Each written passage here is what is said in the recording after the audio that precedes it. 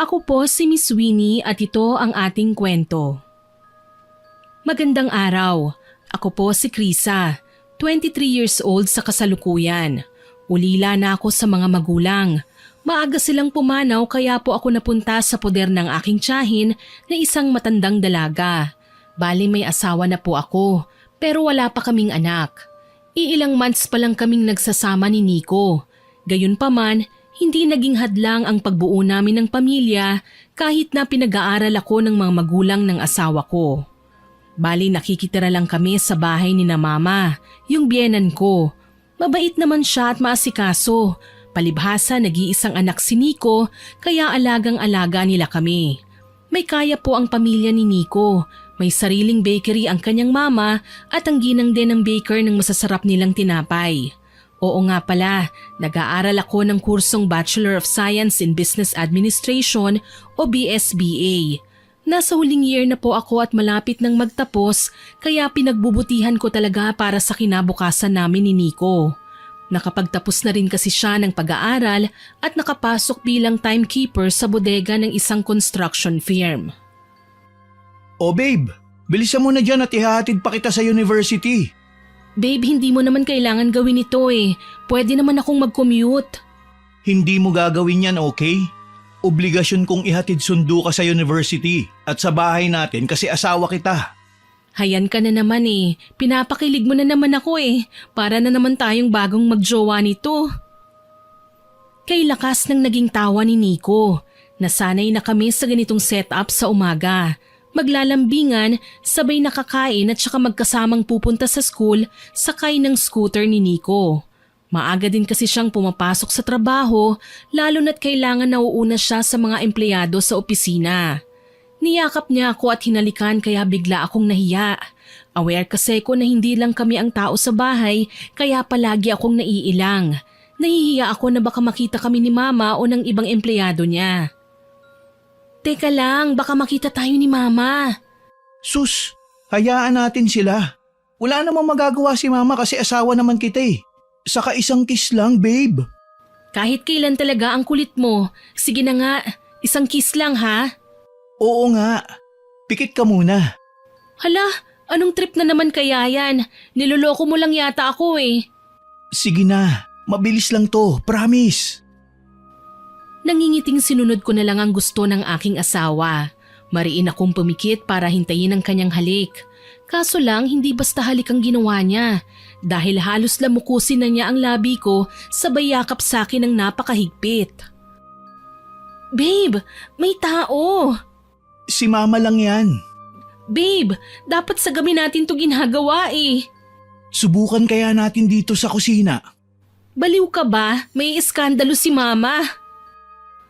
Bahagya akong nagpumiglas.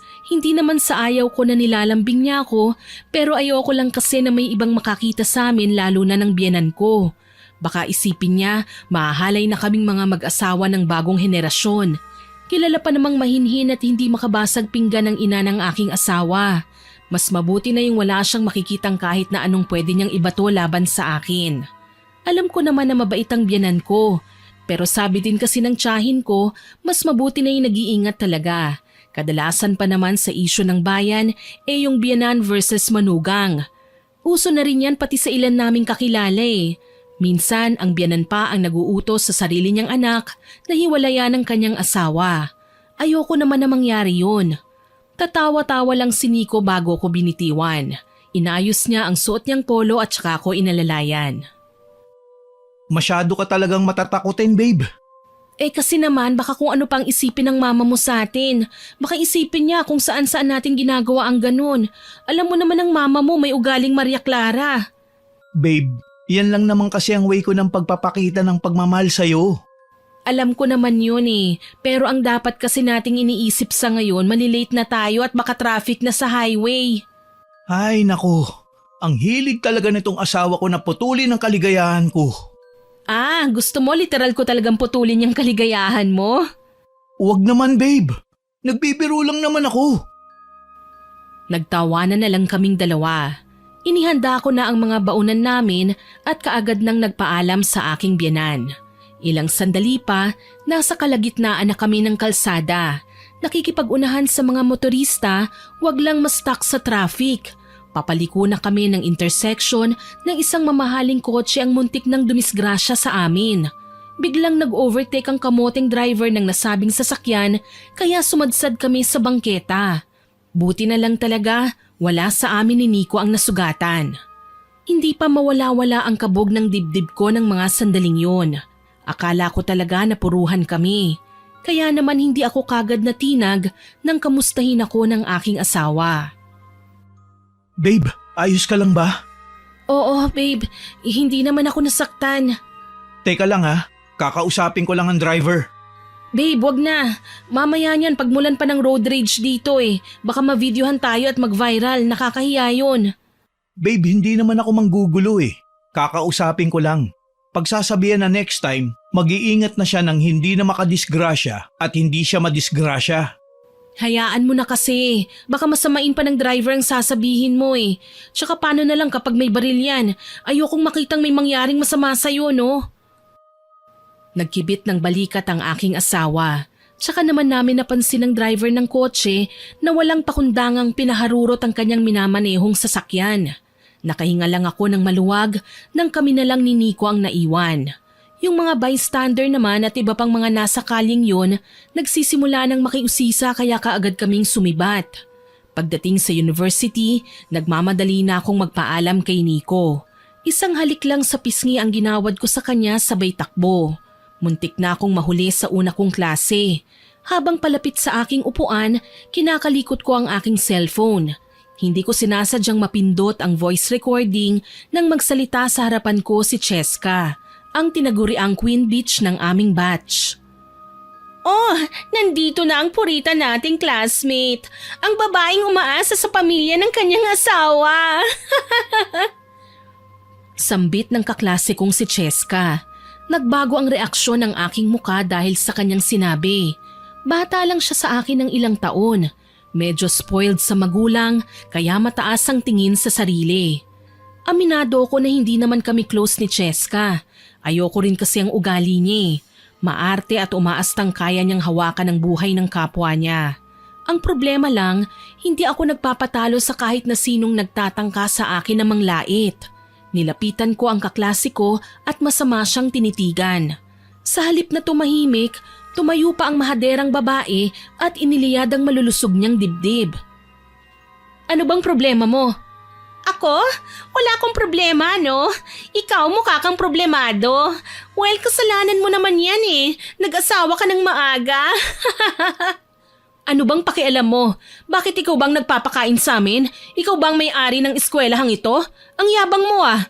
Hindi nga kami, pero nag-donate ng malaking halaga si Daddy para sa expenses ng school na ito. At ako lang naman ang pinakasikat na estudyante sa buong university. Tapos, kinaganda mo na yon? Alam mo, Cheska, masyado kang ilusyonada. Huwag kang mangarap na ikaw lang ang tao sa mundo ha. Kasi kapag nangyari yon, isa kang dakilang alien. Ang kapal mo ah! Sino ka ba? Isa ka lang naman purita na walang magulang. Unlike me, may daddy na nga, may pera pa. Napataas ang kilay ko nang may kinalkal sa loob ng bag niya si Cheska. May inilabas siyang mamahaling gold bracelet na may tatak ng isang mamahaling brand. Iwinagayway pa niya yon na tila ba nagmamalaki sa akin. Kita mo to? Binili to ng dad ko sa Europe. Nagkakahalaga ng 5 million pesos. Ngayon, may ganito ka ba? You see, Krisa, sa mga material things pa lang, malayong malayo ka na sa akin. Wala kang ang panama sa katayuan namin sa buhay eh. O tapos, sa tingin mo ba dapat na kitang katakutan? Alam mo, Cheska, mas mabuti pa sa mga maids mo na lang ipagmalaki ang alahas mo dahil baka magmukha ka lang clown dito. Ang kapal ng mukha mo? Hindi ka naman maganda? Oo, kasi ang meron ako, tunay na itsura. Eh ikaw, gumanda ka lang naman dahil sa retoke eh. Hello, kapag tumanda ka, mas matindi pa ang kulubot ng mukha mo kesa sa akin. Ang kapal ng mukha mo? Pinapahiya mo na ako ah. Kaagad akong umiwas nang umabot ang kamay niya para kalmutin ako. Gigil na gigil si Cheska. Para bang gusto niya akong kuyumusin kaya sinanggak ko ang kamay niya. Pasensya na, hindi mo araw ngayon. Ako ang sisikat sa pagkakataong ito. Sambit ko tsaka siya sinampal. Kita ko sa kanyang muka ang pagkasindak sa ginawa ko. Maging ang iba sa mga kaklase namin na nakasaksi ng buong pangyayari ay nagulat at hindi makapaniwala sa nakita nilang ginawa ko. Sa katunayan, ilan sa mga tinuturing ko ng kaibigan ang pinagtawanan siya. Pero yung iba, alam ko naman na hindi kampi sa akin. Kaya wala akong nagawa ng ilan sa kanila ay pinagsabihan ako at sinumbong pa sa dean. Ilang minuto lang, pinagharap na kami sa opisina para isettle ang problema. Kasalanan mo ito eh. Masyado kang basagulera. Ako talaga ha? Sino bang nagsimula? Ikaw naman hindi ba? Excuse me, hindi ako pumapatol sa mga mahihirap na kagaya mo. Hiyang-hiya naman ako sa'yo, Neng. Mayaman ka nga, retokada naman. Mas lalong nanggalaiti si Cheska sa akin. Gusto pa niya sana akong sugurin pero dumating na si Dean kasama ang asawa kong si Nico at ang daddy ni Cheska na si Sir Bong. Sa pagkakaalam ko, hindi naman kalakihan ng sweldo ni Sir Bong para ma-afford niya ang milyones na alahas ng anak niya. Isa siyang general contractor na tumatanggap ng kabuuang proyekto ng konstruksyon para sa paggawa ng buildings, tunnels at mga sementadong tulay. Minwestrahan kaming lahat na maupo kaya tumalima kami. Nauna kagad na nagsalita si Sir Bong pero hindi ko nagustuhan ang pagpapanggap ni Cheska na para siyang isang maamong tupa. Din, bakit naman napatawag ang anak ko dito sa opisina mo? Mabait na anak si Cheska. Hindi nga niya kayang tignan ng mga nahihirapan niyang kaklase. Palagi niyang kinikwento na gusto niya silang tulungan para gumana ang buhay nila. Ano't nalaman ko sa iba nilang kaklase na nampal raw ang aking anak. Totoo po yan, Sir Bong. Pasimuno ng gulo si Cheska sa aming klase. Laitera pa. Ipinagyayabang niya ang mga mamahalin niyang alahas na para bang trophy. Karapatan kong ipagmalaki ang bigay sa akin ng dad ko. Palibhasa wala ka kasing daddy at mommy kaya bitter ka. Ano bang kinagagalit mo? Nagtatanong ka pa? Kung umasta ka, kala mo kung sino ka? O, nanglait ka kanina, hindi ba? Bakit hindi mo sabihin sa asawa kong lahat ng mga sinabi mo kanina? Sabi mo pa, bili to ng dad ko sa Europe. Nagkakahalaga ng 5 million pesos. Ngayon may ganito ka ba? You see, Krisa, sa mga material things pa lang malayong-malayo ka na sa akin. Wala kang panama sa katayuan namin sa buhay. Hindi totoo yan. Huwag kang gumawa ng kwento. Naging mabait ako sa'yo. Tinrato pa kitang friend, hindi ba? Actually, kaya nga kita nilapitan kanina kasi gusto kitang alokin ng snacks sa kantin.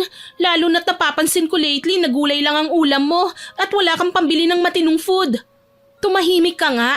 Magsisinungaling ka pa. Pati pagkain ko pinapakialaman mo pa. O sige, gusto mong mapahiya ng tuluyan, hindi ba?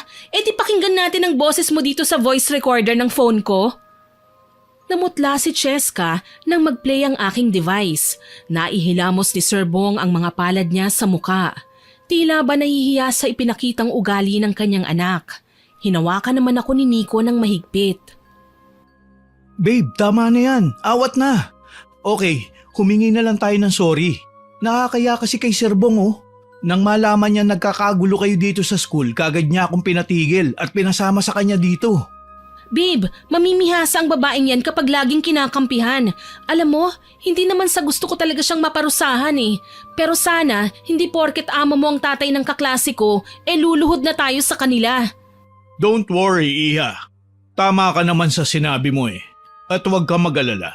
Pagsasabihan ko ang aking anak. Dad, prinsesa mo ko, hindi ba? Hindi ka dapat nakikinig sa mga taong yan, lalo na sa mahirap na yan. Cheska, mali pa rin na ginagamit mo ang katayuan mo sa buhay para laitin ang kapwa mo. Hindi yan ang tinuro namin sa'yo ng mami mo. Sige na, mag-sorry ka na. Ayoko! Cheska, gagawin mo o gusto mong mag-grounded? Sige na nga. Sorry, Purita. Pakitanggal ang Purita. Nakita kong tumaas ang kilay ni Cheska. Nagdabog pa siya at humarap sa ama niya na parang nagpapasaklolo. Napangiti pa nga ako nang humarap sa akin si Sir Bong. Nakasisiguro ko na hindi niya kukonsintihin ang kamalian ng kanyang anak pero gayon na lang ang pagkainis ko nang humarap sa akin ng lalaki. Iha, wag na nating palakihin ang issue. Ayoko naman na masaktan ang damdamin ng anak ko. Hayaan mo na lang kami at ipapangako ko na hindi na siya makakalapit sa'yo. So hindi po sincere ang paghingi ng sorry ng anak nyo at okay lang yun? Baka nakakalimutan nyo, siya ang nagsimula ng gulo. Babe, please. Hayaan na natin. Ako na ang hihingi ng pasensya. Babe, huwag kang magpailalim sa mga taong yan. Trabaho lang ang lamang sa'yo ng amo mo, pero marunong kang dumiskarte. Kahit na, babe. Hayaan mo na. Ewan ko sa'yo. Sir Bong, Miss Cheska, ako na po ang humihingi ng pasensya sa ginawa ni Krisa. Pangako po, hindi na ito mauulit. Tumangulang si Sir Bong at bumira ng alis. Kasunod naman ang kanyang malditang anak na may utak galunggong kaya hindi na namin sila pinigilan pa. Inakbayan ako ni Nico at pilit na pinagagaan ang aking loob. Alam kong naaabala ko siya sa trabaho pero ako pa itong laging bad trip pero kailangang makonsensya at subukang bumawi. Babe, sorry ha. Nadamay ka pa sa gulong pinasok ko. Wala yun, babe. Ang problema mo ay problema ko din. Saka tayo rin lang naman ang magdadamayan, hindi ba? Hindi ko din naman gusto ang tabas ng dila ng anak ni Sir Bong eh. Huwag mo na lang siyang papansinin. Hindi naman totoo ang lahat ng mga sinasabi niya eh. Alam ko naman yun eh. Naiinis lang din talaga ako. Kung makapagsalita kasi ang Cheska na yan parang kung sino. Alam mo, nagtataka din ako sa babaeng yan eh. Sa pagkakaalam ko hindi naman multi-billionaire ang tatay ni Cheska. Paano kaya siya nakakabili ng mamahaling alahas? Pansin ko, parang tumahimik si Nico. Hindi siya kagad nakapagsalita. Para bang ayaw na niyang dugtungan ng mga sinabi ko. Sa halip, iba ang tinura niya sa akin. Paano? Babalik na ako sa trabaho ha. Mamayang hapon susunduin uli kita. Oo naman, basta mag-iingat ka sa biyahe ah. Pangako. Sige na, pumasok ka na sa klase mo. Huwag ka na makikipag-away ha. Hinalikan pa ako ni Nico sa labi bago siya lumapit sa kanyang motorsiklo. Swerte na lang din at nakakapasok siya sa loob nang walang tanong ang guard dahil kilala na siya ng lalaki. Sa katunayan, sa university na pinapasukan ko graduate ang aking asawa. Maayos naman na nakaalis si Nico. Pagpihit ko pabalik sa building, napakunot-noo ako nang makita ang pamilyar na kotseng bumangga sa amin. Nakapark din ito sa loob, nakahilera ng ibang mga sasakyan ng mga estudyante. Nilapitan ko yon at nilibot-libot. Kumalabog ang dibdib ko, hindi ako pwedeng magkamali.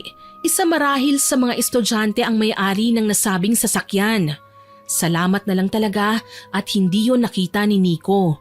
Kapag nagkataon, baka ako naman ang umawat sa kanya dahil paniguradong siya ang makikipagsuntukan sa kamoteng driver.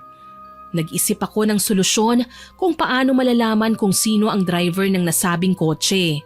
Kaya naman hindi na ako pumasok sa klase ko ng mga sandaling yon.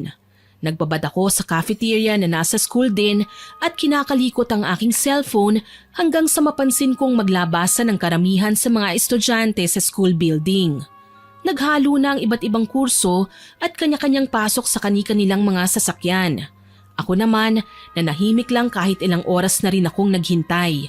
Maya-maya pa, nanlaki ang aking mga mata nang makitang lumapit si Cheska sa nasabing kotse at binuksan yun. Naningkit ang mga mata ko sa galit. Kung ganun, siya pala ang muntikan ng bumangga sa amin kanina. Hindi na ako nag-aksaya ng panahon at nilapitan ng malditang babae. Hindi kagaya kanina, sinadya na ang pag-on ko ng voice recorder para makuhanan man lang ng ebidensya ang mga sasabihin niya. Hoy Cheska! Nandito na naman ang bruha! Ikaw palang may-ari ng sasakyang ito? Oo, ako nga. Bakit? Naiinggit ka? Hindi, pero kinukumpirma ko lang ang hinala ko. Ikaw ang muntik nang bumangga sa amin kaninang umaga ng asawa ko. Ang galing! Naaalala mo pa yon? Kaso lang, kasalanan ko ba kung tatanga-tanga kayo? Walang yaka? Kami pa ang tanga, gayong kayo naman ang bumangga sa amin? Hindi na ako nag-aksaya ng panahon at sinabunutan si Cheska. Nagsisisigaw siya habang pilit ding gumaganti sa akin. Hinablot niya ang aking buhok at sinubukan akong daganan. Kaso lang, dahil sanay ako sa kalye at marunong ding makipagrambulan, nagawa kong tuhurin ang tiyan niya at siya ang napaigik. Ah! Bruha ka? Ikaw ang bruha! Walang yaka? Akala mo ba makakalusot ka sa akin? Ipakukulong kita! Wala kang ebidensya! Anong wala? Umamin ka na, hindi ba? Hindi mo na mababawi ang sinabi mo. Ikaw ang kamoting driver na inaangkin ng kalsada kahit maraming dumaraang motorista. Well, kahit ipagsigawan mo pa yan sa mundo, walang maniniwala sa'yo. Maraming connections ang dad ko. At bago mo pa man ako makonfront, na-delete na namin ang kopya ng CCTV sa bandang yon. So walang mahahanap ang mga pulpul na pulis sakali man na magreklamo ang purita na katulad mo. Nagdilim ang paningin ko dahil sa kanyang sinabi. Sa labis kong galit, hindi ko na nakontrol ang sarili ko nang ipukpok ko ang ulo niya sa sarili niyang sasakyan. Kampante ako na kayang-kaya ko siya pero nagulat ako nang dumating ang dad niya at nahuli kami sa aktong nagsasabunutan. Dad! Tulungan mo ako! Krisa, bitawan mo ang anak ko! Naglabas pa ng baril si Serbong at tinutok sa akin. Nahinto ako sa ginagawa. Palibhasa, mayaman kaya hindi na sinisita ng guard kahit may dalang armas na pinagbabawal naman talaga sa university. Dad, bakit pa hindi na lang natin ipakulong ang babaeng to? Hinaharas niya po ako eh. Hinaharas? Ikaw nga yung muntik nang bumangga sa amin, hindi ba? Tapos ano, kukonsintihin lang ng daddy mong walang paninindigan?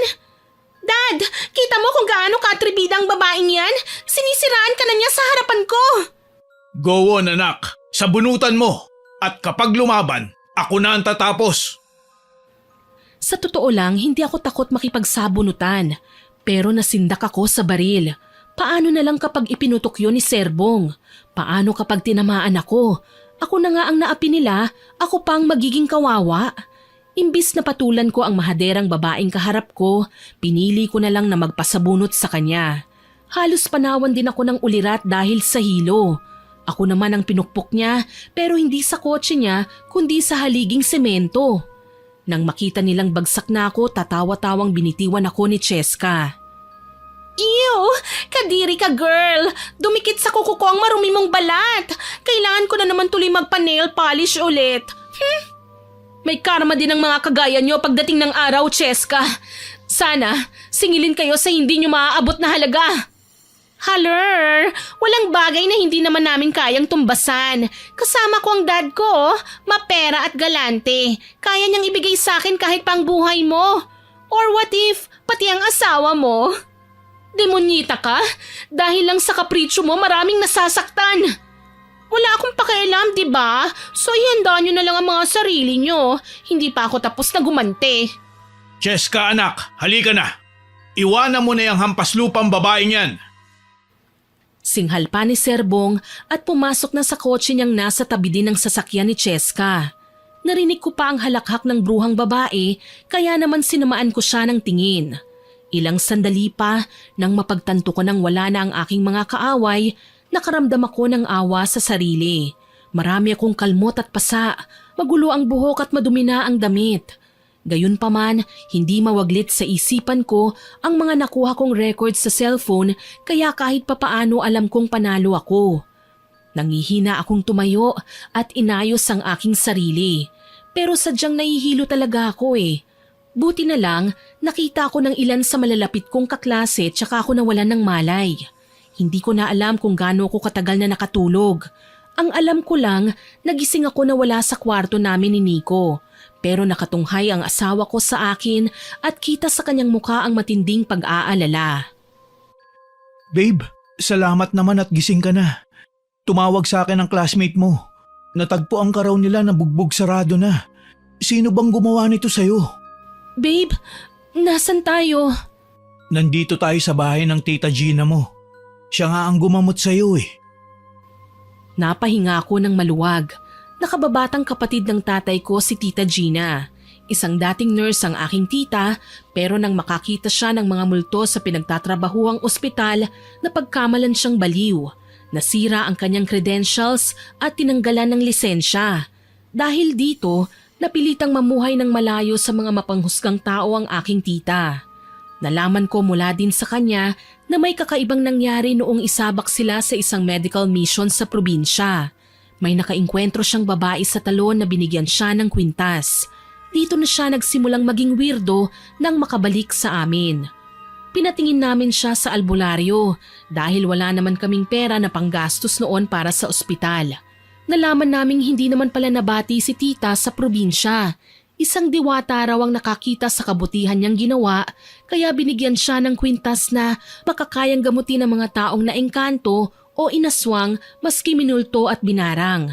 Ang consequence lang, kailangan niyang mamili sa pagitan ng taglay niyang propesyon o harapin ang bagong misyon. At pinili na nga niya ang maging isang mananambal.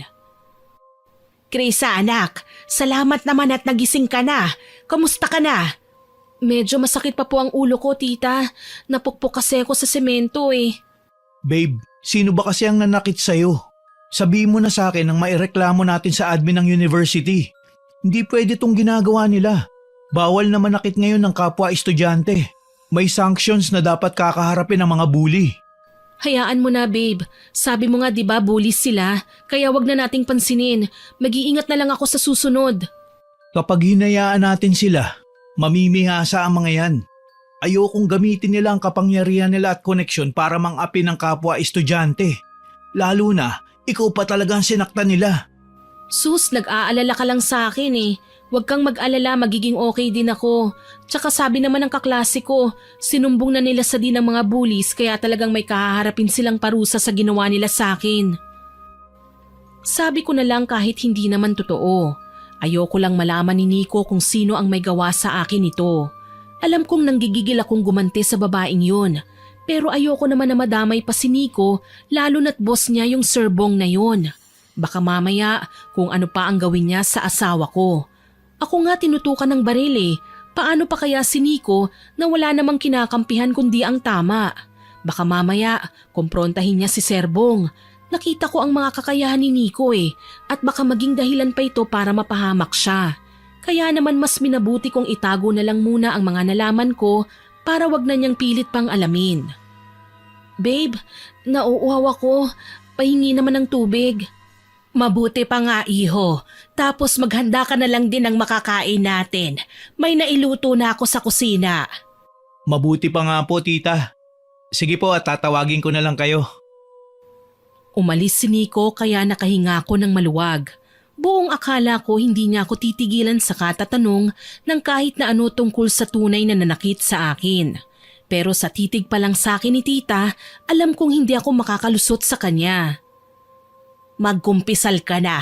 Hindi ka makakapagsinungaling sa akin. Tita, ano? Magsasalita ka o kukurutin ko ang singit mo? Si tita talaga oh. Sige na po, sasabihin ko ng totoo. Sinimulan ko ang kwento mula sa muntik na naming pagkadisgrasya ni Nico hanggang sa sabunutan namin ni Cheska sa university. Hindi ko rin inilihim ang tungkol sa panunutok ni Sir Bong ng baril at ang pagkukonsinti sa kanyang anak na saktan ako. Kagaya ng inaasahan, gigil na gigil si tita. Kilala ko ang Bong na yan eh. Siya ang kontraktor na nakatoka sa widening ng kalsada natin. Aba, wala pang ang taon mula nang magawa ang kalsada natin, sira na. Tapos ngayon, kita mo yung bulldozer, pabalik-balik na naman sa lugar natin. Alam mo bang maraming nagsasabi na ang malaking halaga ng budget para sa widening project eh tinitipid niya at kinukurakot? Ha? Sigurado po ba kayo, tita?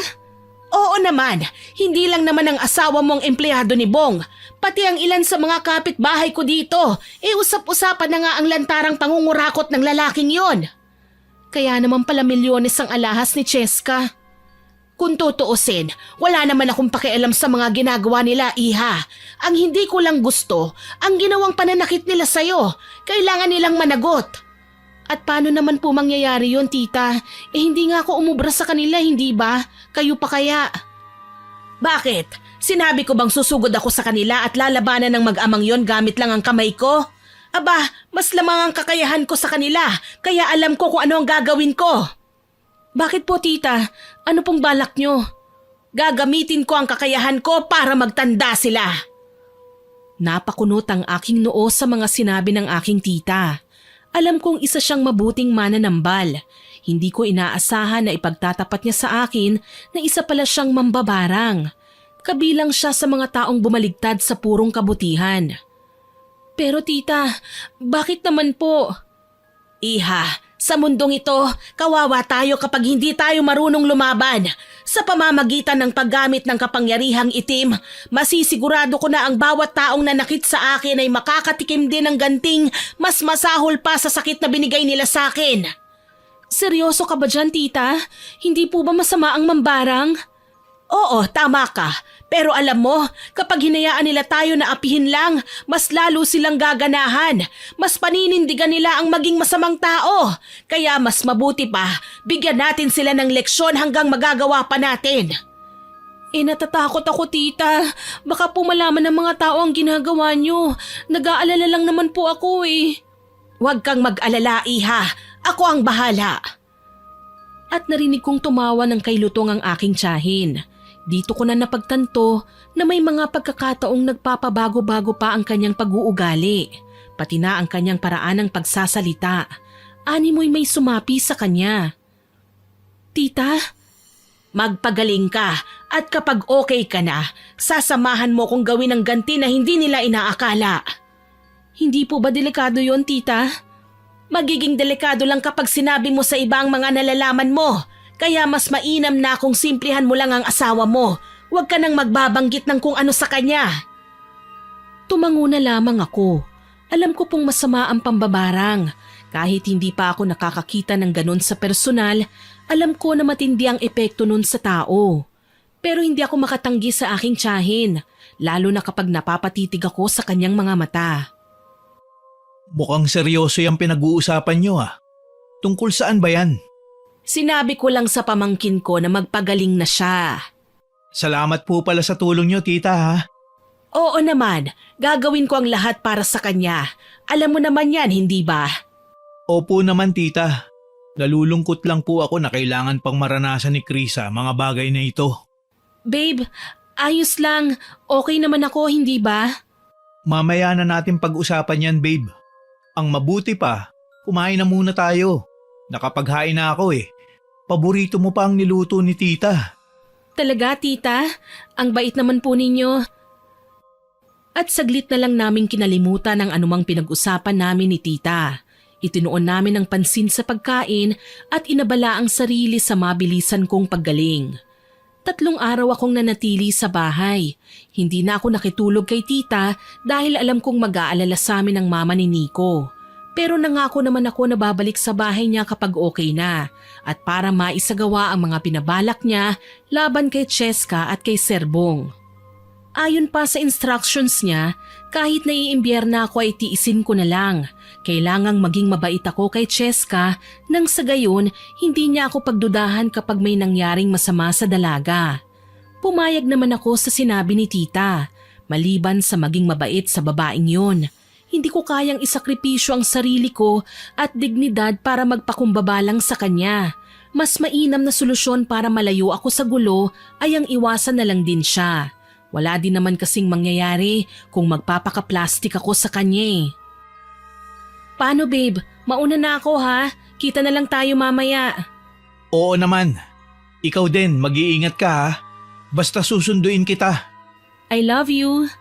Uy, mahal niya ako. Ikaw, mapang-asar ka talaga kahit kailan. Papasok na ako. Sambit ko sa kanya sabay yakap ng mahigpit. Kaagad na umalis si Nico kaya tumalikod na ako. Naglakad ako papunta sa building nang mahagilap na naman ang aking tingin ang pabarumbadong pagpark ni Cheska ng kotse niya. Umaas na talaga siyang siga dito sa school kahit hindi naman bagay sa kanya. Napapayuko tuloy nang umalis ang janitor na nakatokang maglinis doon matapos businahan ni Cheska. Iiling-iling na lang ako tsaka nagpatuloy. Padaan ako sa may science lab nang maulinigan ko ang boses ni Sir Bong. May kausap siya sa loob ng silid at tinawag niya itong attorney. May pinag-uusapan sila tungkol sa pera na sa tingin ko ay may kinalaman na naman sa bagong proyektong gagawin nila. Basta siguraduhin mong wala akong sabit dyan ha. 50% ng budget ang para sa akin. 10% naman ang sayo.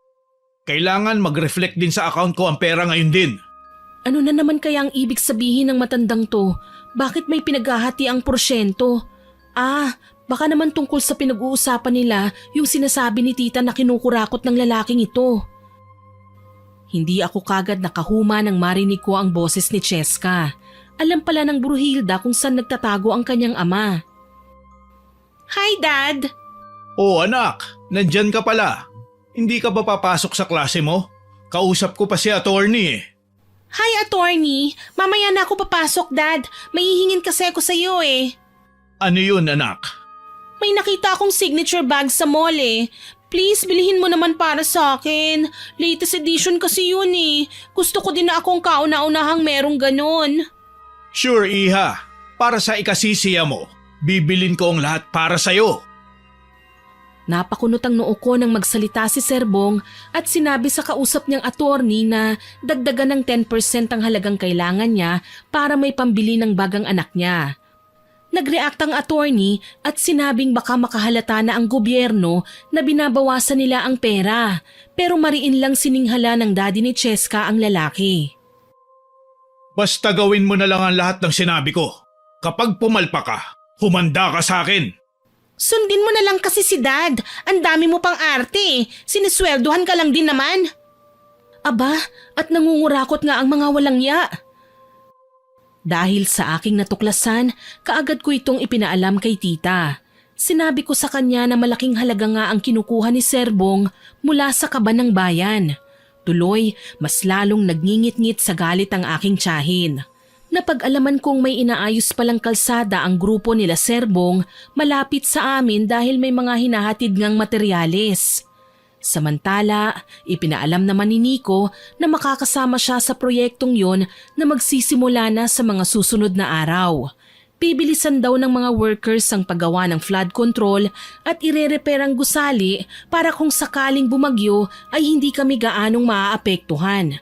Hindi naman matagal ang proseso dahil araw-araw nilang tinatrabaho yun. Makalipas ang ilang buwan, kumpleto na ang pagre-repair at magagamit na rin ang kalsada. Minsan, umuwi kami ni Nico sa bahay na bad trip ang aking asawa. Hindi ko alam kung ano ang problema niya, kaya naman napagpasyahan ko siyang kausapin. Babe, may problema ba? Masama yata ang timpla ng mukha mo ah. Wala naman babe. Naiinis lang ako kay Serbong. Bakit naman? Nahuli ko siya kanina eh. Nagpakuha ng 100 sako ng semento, hindi naman dinala sa ginagawang kalsada. Narinig ko mula sa madaldal niyang sekretary, binenta raw at binulsa lang yung kita. Hala, sigurado ka? Oo, tapos yung ginawa naming kalsada, tinipid niya. Siguradong kapag bumaha, guguho yun. Hindi niya nilagyan ng kanal eh.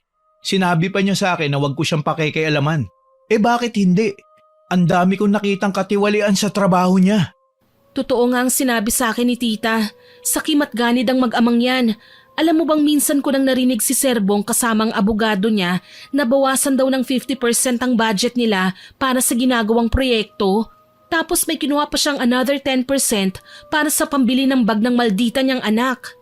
Kailangan silang mapigilan. Kapag nalaman kasi ng mas nakatataas ang kanilang ginagawa, madadamay kami. At baka mapagbintangan pa kaming salarin lalo na't magaling gumawa ng kwento at magdrama ang boss ko. Nag-alala ako para sa kaligtasan ng aking asawa. Nanumbalik sa alaala ko ang nangyaring pagtutok ni Serbong sa akin ng baril. Alam kong kayang-kaya niya itong iputok anumang oras niyang naisin. Ang mga taong bulag sa halaga ng buhay ay halangang mga kaluluwa at hindi natatakot gumawa ng masama. Baka sa susunod, hindi lang niya basta itututok kundi ipuputok na lang sa amin ni Nico ang baril na yon ni kontraktor. Kailangan kong mag-isip ng paraan kung paano makakakuha ng ebidensya ang katarantaduhan ng mag-ama. Mabuti na lang ng hapon na yon, nasa school ako. Narinig ko na naman na pinagmamalaki ni Cheska ang tungkol sa yaman ng ama niya. Alam niyo kasi guys, super mapera si Daddy eh. Kung ano-ano na nga lang ang binibili niya para sa akin eh. Heto nga ang latest isang mamahaling brand new cellphone. Ayos din naman ang ama mo no, ang daming pera. Magkano ba? 50% per project? Ganon? Ano bang pinagsasasabi mo? Pinapairal mo na naman ang katangahan mo no? Hindi ako tanga, Cheska. Pinairal ko lang ang katalinuhan ko para mahuli kayo. At bakit ba dada ka ng dada? Alam mo bang pwede ka naming kasuhan dahil sa pagkakalat mo ng fake news? Fake news? Ang mangurakot tapos anak ng kontraktor ang nakikinabang sa mga ninakaw? Ha? Hindi ka ba nahihiya? Isa kang nepo baby. Sinungaling ka! Hindi ako nakapiyok nang hilahin ako ni Cheska palayo sa mga kaklase namin sa walang taong kailangang nakabuntot sa amin. Sa isang bakanteng classroom na walang kahit na sinong umaaligid. Habang nakatingala ay napansin kong makulimlim ang langit. Dala ng nagbabadyang pag-ulan. Hindi na ako magtataka dahil ibinalita naman kanina sa telebisyon na may tropical depression daw o low pressure area. Malamang kapag pinatulan ko pa ang babaeng to, aabutan na ako ng ulan kaya naman inis na hinarap ko siya. Galit kong tinampal ang kanyang kamay na nakahawak sa akin. Ano bang problema mo? Bakit ka ba nanghihila? Hindi ko naman magagawang pigilan ang bunganga mo sa kakamarites ng fake news tungkol sa amin. Well, sasabihin ko ng totoo. Tama ka, maraming kinuha si Dad sa projects na na-assign sa kanya. Tinipid niya ang mga materyales para sa mga ginagawa nilang kalsada. But then, ako ang nakikinabang dahil ako ang prinsesa niya. Ngayon, kung hindi ka tatahimik, much better na ipapatay ka na rin namin kagaya ng iba. Anong sinabi mo? May iba na kayong pinapatay? Oo, pinapatay namin yung mga taong matitigas ang ulo. Pinapatahimik para wag nang mag-ingay. Nagulat ka ba? Hindi lang kayo mga magnanakaw, mga kriminal din kayo. Walang babala na sinugod ko si Cheska. Nagsabunutan kami sa loob ng bakanting classroom at hindi na ako nag-aksaya pa ng panahon na patakasin siya. Nakailang sapok pa ako sa mukha niya at saka siya tinakasan. Mabuti na lang, hindi niya ako inabutan. Sakto naman na paparating na si Nico para sunduin ako. Kaagad na akong sumakay at inutusan siyang umalis na kami kagad sa lugar na yon. Pagdating sa bahay, labis ang pagtataka ni Nico. Nakita niya ang pagkabalisa ko. Wala naman akong mairarason para pagtakpa ng tunay na nangyari, kaya naisip ko nang sabihin na lang sa kanya ang totoo. Kailangan na nga natin makahanap ng sapat na ebidensya para madiin ang taong yan. Hindi pwedeng maulit pa ang ginawa nila dahil tayo rin na magdurusa sa pagiging gahaman nila. Ano nang gagawin natin, babe? Nag-aalala ako sa'yo. Sinaktan mo si Cheska.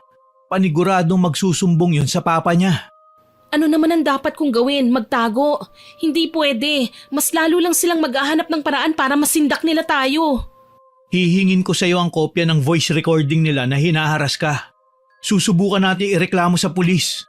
Epektibo kaya yun? Baka naman baliktarin lang tayo. Sasagot pa sana si Nico nang magring na naman bigla ang aking cellphone. Tinignan ko ang screen at binasa kung sino ang tumatawag. Si Tita Gina pala. Kaagad ko namang sinagot ang tawag niya. Tita, napatawag po kayo. Kailan ka babalik dito sa bahay? Mamayang gabi po. Kagagaling ko lang po sa university eh. Ano? Babiyahe kayo mamayang gabi? May paparating daw na bagyo eh. Akala ko po ba tropical storm pa lang? Bagyo na kagad? Super typhoon daw ito eh. Tatawagin na bagyong Lukring. Ang tapang naman ng bagyong yan. Parang si Cheska lang, luka-luka. Lumingon ako sa labas ng aming bahay. Umuulan na nga pero hindi pa naman kalakasan. Minabuti namin ni Nico na maghanda at nagpabook na lang ng taxi na maghahatid sa amin kina Tita Gina. Ang mama naman ni Nico na aking biyanan, pinabaunan kami ng sangkaterbang tinapay at kape na makakain namin habang nagpapahupa ng bagyo. May mga kasama naman kasi si mama sa bakery, samantalang si tita nag-iisa lang siya sa bahay. Kailangan ko siyang samahan para kung sakaling may problema, matutulungan namin siya kaagad. Ano, okay ka na? Oo naman babe, halika na. Mauna na ako nang mailabas ko muna yung payong. Nagpaalam kami kay mama at sumakay na ng taxi. Kalahating oras din kaming bumiyahe hanggang sa makarating kami sa bahay. Nadatnan namin si tita na nakaabang na sa labas. Nang pagbuksan niya kami, dali-dali kaming tumakbo papasok ng bahay. Mabuti naman at nakarating kayo kagad. Hayun, papalakas na raw ang bagyo. Opo nga tita, super typhoon daw pala ito eh. Sana lang wala nang gaanong maglalabas para hindi mapahamak. Tama ka dyan. Bueno, wala ka namang dapat na ikatakot lalo na't nasa mataas na bahagi ang kalye natin. Nag-aalala ko sa may palengke. Sa pagkakaalam ko, lumikas ng ilan sa mga residente. Hindi ko nga lang alam kung hanggang kailan. Bakit po sila nag-aalala? May flood control naman, tsaka may bagong kalsada oh. Siguro naman hindi tataas hanggang bewang ang tubig. Diyan ka nagkakamali, Iha. Dahil nagsisigawan na kanina ang mga residente malapit sa ilog. Gumuho raw ang ilang parte ng kalsada at inanod ang dalawang sasakyan. Ano? Tingin ko, babe, kasalanan to ng kontraktor mo. Tinipid niya ang materyales para mangurakot eh. Kailangan kong lumabas, babe. Kailangan kong tulungan ng mga tao. Iiwan mo ko dito, babe. Wag naman ganun. Nag-aalala nga ako baka kuyugin ka ng mga tao eh. Kilala ka pa naman nila. Baka sa'yo pa ibintang ang kasalanan ni Serbong. Sige, huwag kang mag-alala. Hindi ako lalabas. Kaya lang kailangan kong tignan kung sino ang kumakatok sa labas. Baka kasi nangangailangan sila ng tulong. Tumango ako at hinayaan siyang lumapit sa pinto. Kaso lang napasigaw ako sa takot nang bumalandra na lang bigla sa sahig si Nico at tila ba pinukpok sa ulo. Bumungad naman sa amin sa may pinto si Serbong, kasama ang anak niyang Maldita. May hawak na baril ang kanyang ama at nakatutok yon sa akin. Kumusta ka, Iha? Balita ko, sinaktan mo na naman ang anak ko. Nagsumbong pala sa inyo ang atribida niyong anak. Ayos din naman palang babaeng yan eh, sumbongera. So, bakit? Natakot ka nang makita ang baril ni Dad? Huwag kang mag-alala, babariling ka din naman niya mamaya eh. Alam mo kung bakit?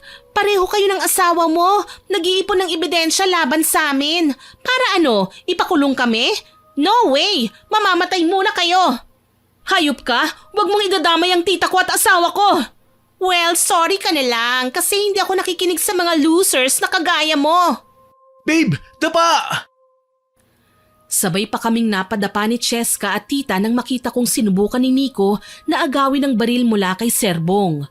Hindi ko alam kung dala ba ng bugso ng damdamin pero basta ko na lang sinabunutan si Cheska at inuntog sa sahig. Panay naman ang pag-usal ni tita ng mga katagang siya lamang ang nakakaintindi. Kriminal ka!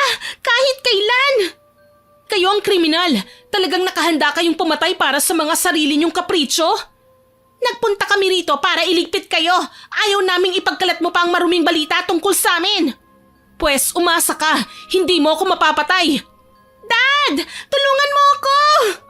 Bitawan mo ang anak ko! Huwag mong sasaktan ang asawa ko! Nakita ko kung paano nakadampot ng bakal na pamalo si Nico. Walang habas niyang pinukpok yon sa ulo ni Serbong na ikinabagsak nito. Napasigaw naman kagad si Cheska. Anong ginawa niyo sa dad ko? Dad! Gumising ka! Dad! Kasalanan niyo yan. Bumabagyo na nga, pumunta pa kayo rito. Hindi ko pa nakakalimutan na ikaw yung kamoting driver na muntik nang bumangga sa amin. Buti na lang, sinabi kagad ng asawa ko. Ipakukulong ko kayo! Pangako! Hindi mo magagawa yon, Iha. At bakit naman, Aber? Dahil magkakasakit ka! Hindik na nagpumiglas si Cheska. Nagsisisigaw siya nang mag-iba ang ekspresyon ni tita. Umitim ang mga mata habang lumalapit sa babae. Ni hindi siya makabangon kahit pa binitiwan ko na siya. Tingin ko nga para siyang sinasapian. Napasigaw na lang ako nang kasabay ang pagnganga ni Cheska ay nagsuka naman ng itim na likido si tita at natapat pa talaga yon sa bibig ng dalaga. Kitang-kita ko kung paano sa pilitan na nalunok ng babae ang likidong yon kaya ako na ang umiwas. Nakita ko naman na nagsusuka si Cheska, diring-diri sa pumasok sa bibig niya. Amoy malansa na nabubulok. Kadiri kang matanda ka! Papatayin kita! Yan ang nararapat sa mga sakim na taong kagaya mo, ang parusahan sa kasula-sulasok na paraan. Hindi ako papayag na hindi ka magbayad sa ginawa mo! Napasigaw ako nang dumampot ng kung anong bagay si Cheska at pinukpok naman niya sa ulo ni tita. Dinaluhan ko ang aking tita pero si Nico naman hinila niya palabas si Cheska. Sinunod ang ama nito na may malay na pero hindi pa nakakapagsalita. Para bang sandaling natulala dahil sa lakas ng pagkakatama ng bakal sa ulo niya. Hindi pa tayo tapos, mga losers! Magbabayad kayo! Ikaw at ang tatay mo ang loser, tanga! Umalis na kayo at ipagkakalat pa namin ang mga baho nyo! Mga hayop kayo! Kakasuhan ko kayo! Lalo ka na, Nico! Mula ngayon, you're fired! Eddie fired. Wala naman akong balak na magtagal sa firm na maraming anomalya eh. Magnanakaw! Umalis sina Cheska at Sir Bong na magkaalalay sa isa't isa. Nagagalit ako, oo, pero mas lamang ang tuwa ko nang masaktan ko sila. Ewan ko ba, sumusobra na kasi ang pang-aapi nila sa akin eh. Hindi ko na kayang magtimpi pa. Palagi kong iniisip na tama lang ang ginawa ko sa kanila. Tama lang na gumanti kami para matuto naman sila. Inalalayan ko si tita na noon ay may malay na. Sa halip na makaramdam ng takot o lungkot dahil sa sinapit niya, humalakhak pa siya ng todo. Para bang nakalamang ng score sa mga kalaban niya. Si Nico naman may galos sa noo pero maliit lang naman. Okay lang ba kayo, tita? Babe, may sugat ka. Okay lang ako, babe. Si tita, alalayan na lang natin siya. Dali natin sa kwarto. Mabuti pa nga. Habang lumalalim ang gabi, mas lumalakas ang ulan. Wala na kaming naririnig na iba maliban sa malakas na hangin at kalampagan ng mga yero at sanga ng kahoy. Mabuti na lang, matibay ang bahay ni tita. Gawa sa semento at makapalang flooring kaya hindi matitibag ng malakas na hangin. Naipagawa niya ang bahay na yon noong kumikita pa siya sa pinagtatrabahuhang ospital bilang nurse. Tita, ayos ka lang ba? Ayos lang ako, iha. Huwag mo akong alalahanin. Hindi naman po niyo maaalis sa akin ng mag-alala, hindi po ba? Pinukpok kayo ng malditang Cheska na yon. Akala ko nga napuruhan kayo eh. Mabuti na lang talaga at napaalis sila ni Nico. Huwag kang mag-alala, iha. Alam kong sa mga sandaling yon nagdurusa na si Cheska. Nababalisa na ngayon ang ama niya, kaya wag na natin silang intindihin pa. Babe, tita, nakapagluto na po ako. Dalhan na lang po ba kita ng pagkain dito? Wag na, iho. Pwede naman akong bumaba na lang. Alalayan ko na po kayo. Isinama namin pababa si tita at pinuwesto sa kusina. Habang pinagsisilbihan ko ng kanin at ulam ang aking tiyahin, ay napalingon ako sa telebisyon. Nakasentro ang balita sa nagaganap na baha sa kasalukuyan. Mabuti na lang talaga at hindi nawalan ng kuryente. Nakakapanood pa rin kami ng telebisyon kahit papaano. Nagulat ako nang makitang naka-headline ang mag-amang si Sir Bong at Cheska. Iniuugnay sa kanila ang tungkol sa nagawa nilang mga kalsada at tulay na di umano'y tinipid sa materyales. Oh, kakasugod lang ng mga yan dito. Tapos ngayon na-issue na naman sila. May pagtatapat sana ako sa'yo, babe. Ano yon? Bago ko umalis sa trabaho kanina, nalaman ni Sir Bong na nakipag-coordinate ako sa mga reporter. May mga ibinigay akong ebidensya sa tulong ng sekretary niya kaya hayan, na-issuean ng warrant of arrest ang papa ni Cheska. Buti lang sa kanila yon ano? Sa dami ba naman ang nagawa nila ng atraso, imposibleng walang maghahabol sa kanila. Ang yabang ni Cheska, tapos yung perang winawaldas niya, pera ng mga tao mula sa kaban ng bayan. Huwag na rin kayong mag-alala. Isalin niyo na rin ang parusa na ginawad ko sa anak ni Bong. Magdurusa din siya. Bakit tita? Ano pong ginawa niyo? Ano pa nga ba? E di yung pinag-usapan natin. Yung barang? Ano ka mo, tita? May binarang ka? At si Cheska pa? Oo naman. Bakit hindi ko gagawin yon? Alam niyo naman na halang ang kaluluwa ng mga taong yon, hindi ba? Lalo na ang mahaderang anak niya. Napatakip ako ng aking bibig. Hindi ako makapaniwala na magagawa nga yun ni tita. Sa kung paanong paraan hindi ko man lang napansin. Minsan na akong nakapanood ng palabas sa telebisyon tungkol sa barang-barang na yan at nakita kong kakailanganin ng mambabarang ng mga mahalagang gamit mula sa taong balak niyang saktan kagaya ng kuko, buhok, damit at ilang mga personal na gamit. Pero yung kay tita, iba. Nakita ko lang na umusal siya ng hindi maintindihang lengguwahe tapos ngayon may sakit na si Cheska. Paano naman ang itim na likidong sinuka ni Tia papunta sa bibig ng babae? Lumipas ang magdamag na walang hinto ang pag-ulan. Kinaumagahan, matamlay ang halos lahat ng residente sa lugar nila tita. Binaha ang halos kabuuan ng barangay. May mga nasirang kabuhayan, establishments at gusali. Ilan sa mga sasakyan, inanod. Ang masaklap pa, may mga tao ding naaapektuhan. Pinag-uusapan ng lahat ay ang gumuhong parte ng bagong ginawang kalsada.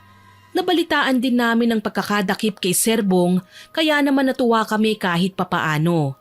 At least nakatulong ang lahat ng mga naipon naming ebidensya para maipakulong ang lalaking yun.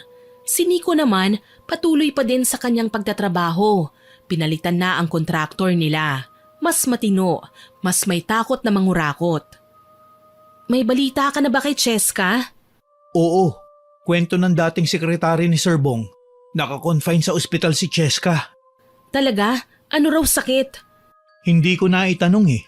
Pero alam ko kung saan siya naka-confine. Talaga? Dalawin kaya natin?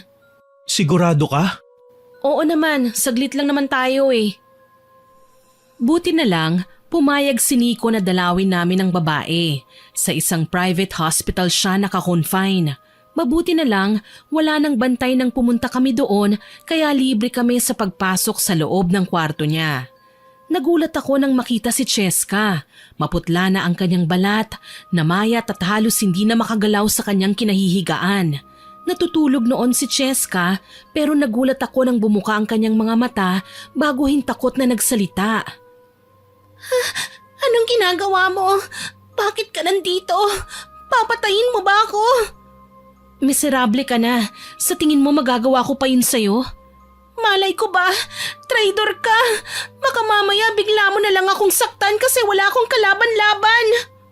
Alam mo, Cheska, kahibangan na lang ang iniisip mong sasaktan kita. Hindi ako pumapatol sa may sakit para lang sa kaalaman mo. Umirap si Cheska at maya-maya ay mabagal na bumangon. Nagulat ako nang makitang napakaraming bilugang tila baketong sa balat niya. Hala, anong nangyari sa'yo? Wala kang karapatang tanungin ako. May sakit ka na nga, ang taas pa rin ang tingin mo sa sarili mo? Napatingin ako sa kanyang mga braso.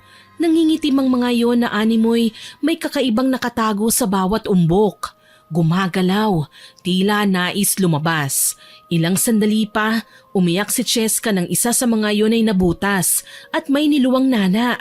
Halos nagyayellowish green na ang kulay. Napaatras ako. Kailan sa noon? Anong klaseng sakit yan? Diyos ko, nakakadiri. Baka yan ang sinasabi ni tita, babe. Nakakatakot pala. Nakakadiri. Umalis na kayo. Ayokong manatili pa kayo rito.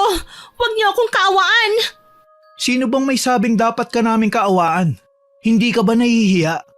Nakakulong na nga ang daddy mo. Matapang ka pa rin. Wala akong pakialam. Lumayas na kayo. Hayaan mo na siya, babe. Umalis na tayo. Wala din naman tayong mahihita dito eh. Wika ko sa aking asawa. Naririnig pa namin ang hikbi ni Cheska kahit malayo na kami. Hindi ko na lamang siya pinansin kahit sa totoo lang naaawa ako sa kanya. Habang pauwi kami kina tita, nadaanan namin ang ilan sa mga kawani ng gobyerno na abala sa pag-aayos ng mga nasirang gusali. Ilan din sa mga residente, inaayos ang kani-kanilang mga tahanan na may nagliparang yero, nasiraan ng dingding at nabasang looban ng bahay. Inihatid lang ako ni Nico at nagpaalam siyang uuwi muna kina mama. Pagpasok ko sa loob ng bahay, napakunot noo ako. Wala dun si tita. Sinubukan ko siyang hanapin sa sala, kusina at maging sa likod bahay pero wala. Gayunpaman, nakarinig ako ng kalabog sa itaas ng bahay. Tuloy pumunta ako doon para tignan at baka naroon si tita. Nadatnan kong nakaawang ang pinto ng kanyang kwarto. Naririnig ko siyang nagsasalita sa loob pero alam kong wala naman siyang kasama. Mabagal kong nilakihan ang awang ng pinto. Nadatnan ko si tita, nakaluhod habang nakapwesto sa tila hugis bituin na guhit sa kanyang sahig. May kaharap siyang nakasinding itim na kandila. Wala akong naiintindihan sa mga sinasabi niya. Gayunpaman, naririnig ko ang pagbanggit niya ng pangalan ni Cheska at ni Serbong. Kung ganon, hindi lang ang babae ang binarang niya, kasama ang ama ng dalaga. Hindi ko na pinagpatuloy pa ang paglapit ko kay tita. Pinangunahan ako ng takot eh. Hindi ko alam kung magagawa ko pa bang sawayin siya sa kanyang ginagawa. Pakiwari ko hindi na siya tao. Matamlay na lang akong bumaba sa silong at nagluto ng panghapunan. Kakahain ko lang ng madatnan ako ni Nico. Babe, ano nangyari sa'yo? Wala babe, Si tita lang kasi. Bakit? Anong ginawa niya? Nakita ko si tita umuusal na naman ng ritual. Hindi ko nga alam kung gaano katindi ang lagim ng kapangyarihan niya eh. Pero nakita ko mas masahol pa pala siya. Paano pati pala si Serbong binarang niya? Sigurado ka? Parang hindi naman yan totoo.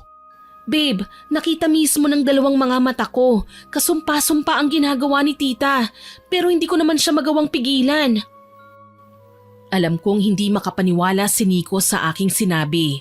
Gayunpaman pinili kong maging kaswal at sinabi sa kanya na bakit hindi na lang namin dalawin si Serbong nang sa gayon malaman namin kung ano ang totoo.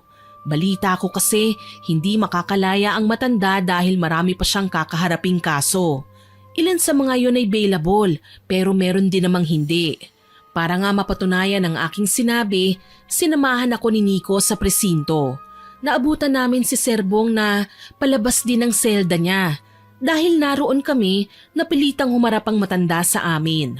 Kitang-kita ko ang pamamayat ng lalaki.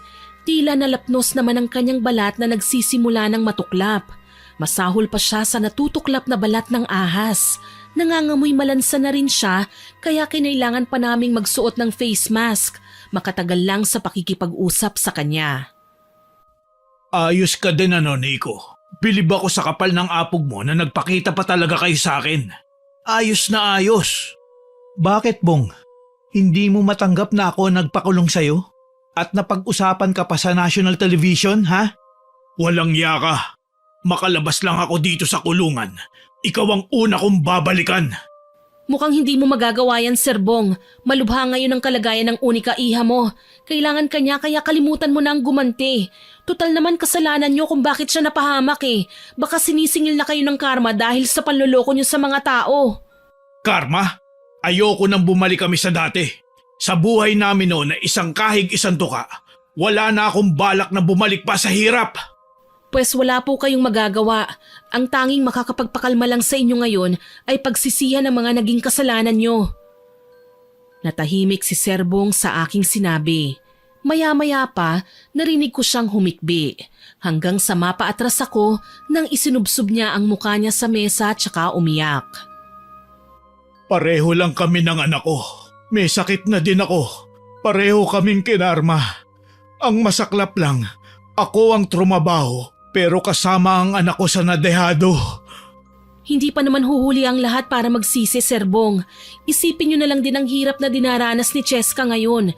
Ni walang kaibigang gustong dumalaw, walang kaanak na nag-aalaga, at mas lumalala pa ang kanyang kalagayan. Paano ko gagawin yun?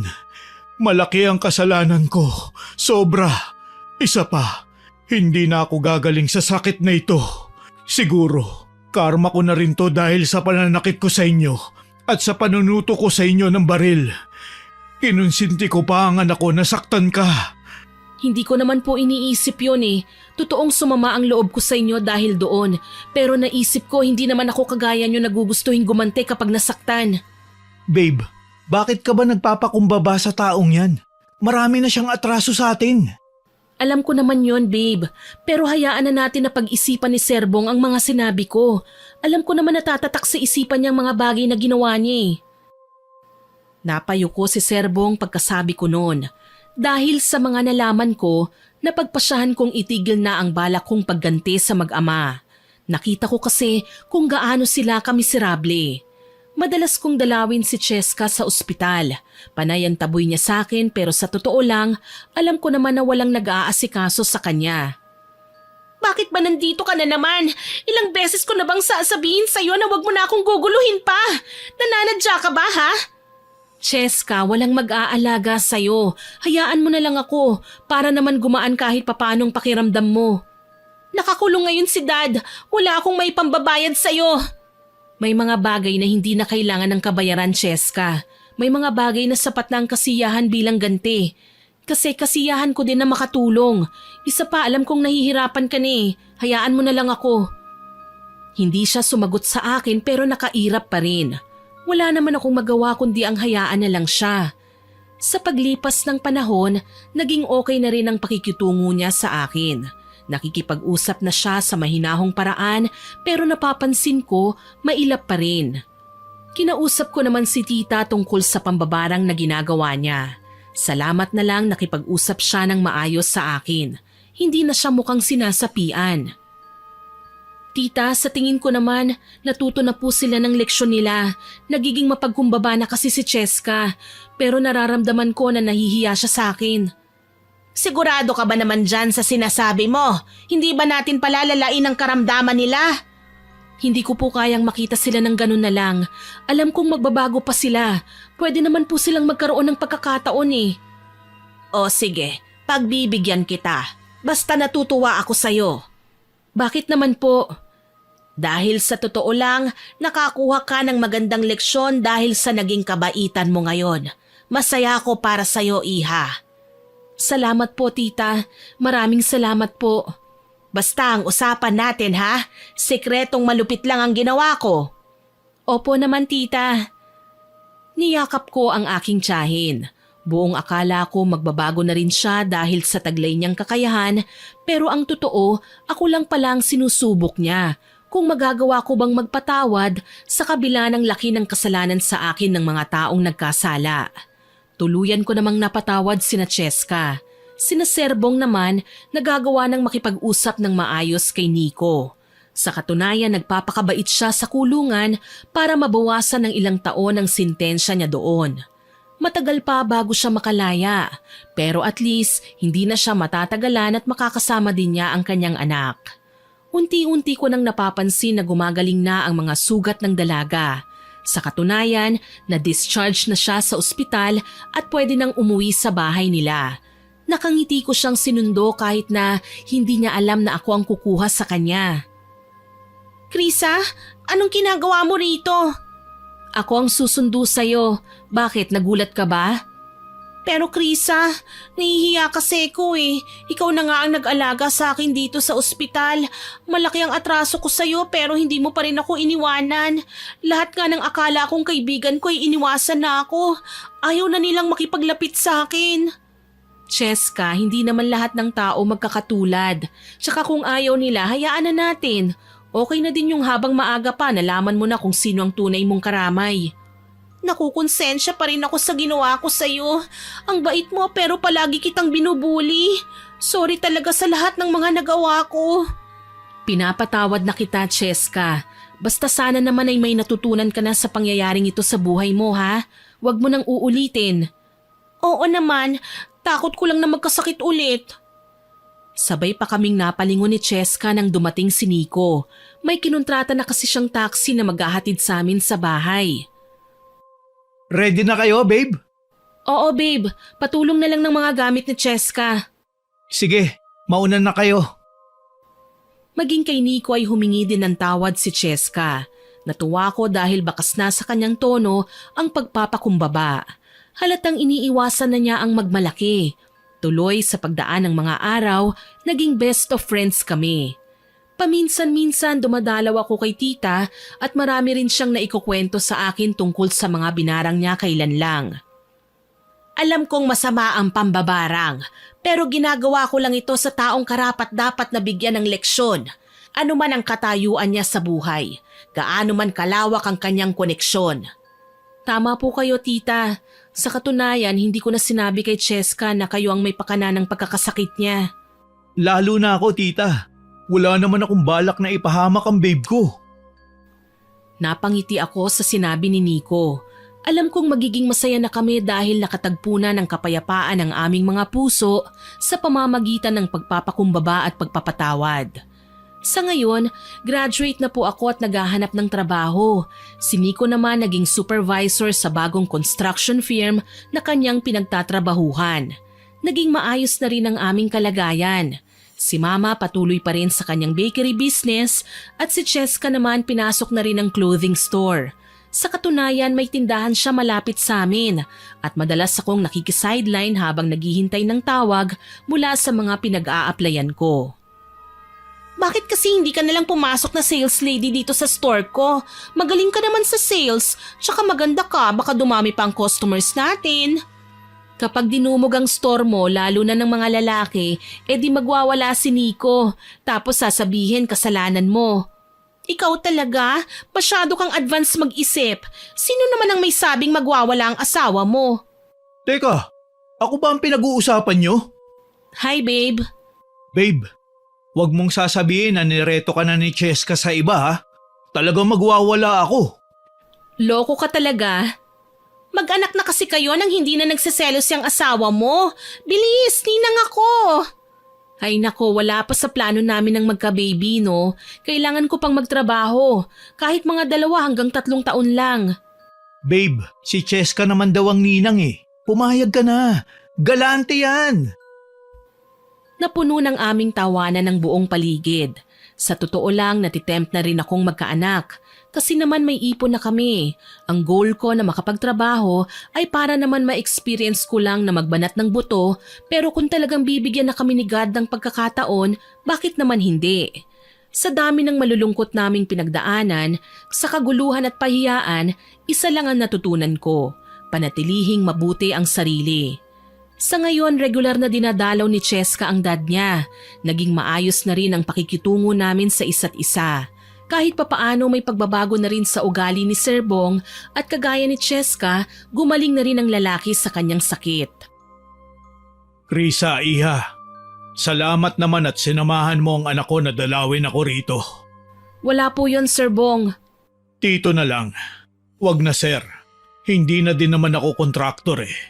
At wala na rin akong balak na bumalik sa trabahong yun. Tignan mo, Dad. Marunong na ako magluto. Tinuruan ako ni Krisa. Puno ng pagpapasalamat nang initian ako ni Sir Bong. Tito Bong na lang pala.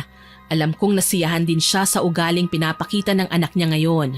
At sana, maliban sa amin ay magsilbi rin siyang modelo ng kabutihan na pwedeng kunan ng inspirasyon ng nakararami. Hanggang dito na lamang po. More power po sa inyong channel at God bless. Sana po ay nagustuhan niyo ang aking ibinahaging kwento. Pero bago ko po tapusin ito, hindi ito makukumpleto nang walang shoutout sa masusugid nating listeners. Shoutout po kay Lynn Buro, kay Josephine Castillo, kay Josefina Fuelias, kay Gila Therese Nicole Santiago na nag-comment po sa gahamang Apo Upload na sana raw po more upload pa dahil pampatulog niya raw po ang pakikinig sa atin kasama ng baby niya sa kanyang tummy. Sana rin daw po ay may live drama din at ang gagaling daw po namin. Salamat po sa pagkomento at papuri, ma'am. Ingat po kayo ni baby. Shoutout din po kay Genevieve Miranda Mariano from Nueva Ecija, kay Elizabeth Maramot, kay Linlin Trigo, kay Pinalangga na nagsabi ang galing daw po ng pagnanarrate. Salamat po ma'am sa papuri. Hello din po kay Noridaya Omar na silent listener daw po natin at gusto niya ang channel natin dahil ang gagaling daw po ng nagboboses sa mga character. Salamat po ma'am. Shoutout din po kay Ana Arquesa, kay Virginia Matanog na nagsabing magaganda raw po ang mga stories natin. Salamat po ma'am. Kay Maria Cristina from Kuwait, hello po sa inyo dyan. Kay Jenny Ann Elisterio na na-excite daw po kapag may bagong upload tayo. Salamat po ma'am. Kay Louie Parilla, kay Sally G from Jordan, kay Mehos Karen, kay Mirna Alfaro na nag-comment sa sugapang Mr. Upload. Ang sabi po niya, ang hirap daw pong magtiwala sa panahon ngayon. Totoo po yan ma'am, kaya hihingin natin ang wisdom at guidance ni Lord para gabayan tayo na hindi makahalubilo ng mga manlolokong tao. Shoutout din po kay Ma'am Crisilda Sutil, kay Mary Chris Clemente, kay James Mark Pagulayan at kay Nerissa Ramirez from Osamis Occidental. Salamat po sa inyong lahat na nag-comment at nakinig. Abangan niyo po sana ang mga susunod ko pang upload. Huwag din po ninyong kalilimutang mag-subscribe, like, share and comment sa kwento natin. Para din po mabilis nyong makita kung may bagong upload tayo, pindutin nyo lang po ang notification bell para madali nyo itong makita. May isa pa rin po pala akong hihilingin sa inyo. Ipagbigay alam nyo po sa akin ang mga channel na nagnanakaw ng videos natin at sabay-sabay po natin silang i-report. Aasahan ko pa rin po ang inyong tulong at suporta ha. Muli ako po si Miss Winnie na nagpapasalamat sa inyong pakikinig.